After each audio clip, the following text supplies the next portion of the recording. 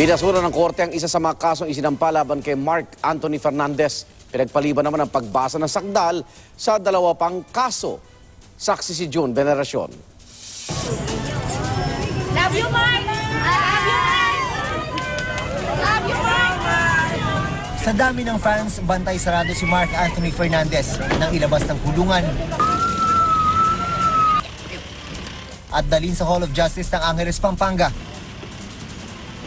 Pero hindi natuloy ang arraignment ng MTC Branch 1 sa kasong simple resistance and disobedience na bunsod ng pagharurot niya palayo sa police checkpoint nang mahulihan ng marijuana nitong Lunes ng gabi at itutuloy na lang sa November 17.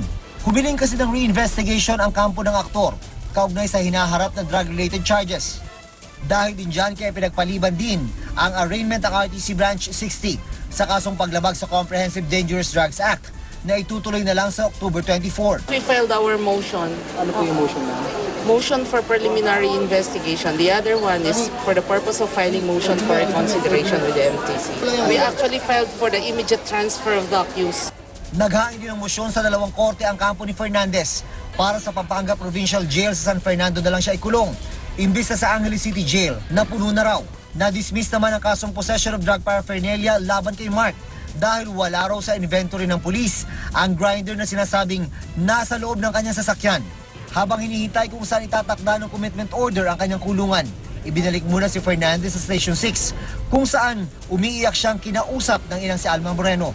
Non-bailable ang kanyang kaso kaugnay sa droga. Ang hinihiling ko lang po, prayers para sa anak ko kay Mark. Yun na lang po. Tulungan niyo sa dasal ang aking anak. Yun lang po.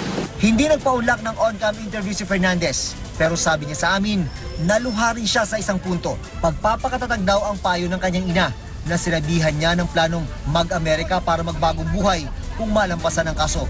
Dumalaw din kaninang umaga ang live-in partner ni Fernandez na masinsinan niyang nakausap. Naging emosyonal ang kanilang pagkikita. Ako si June Veneracion, ang inyong saksi.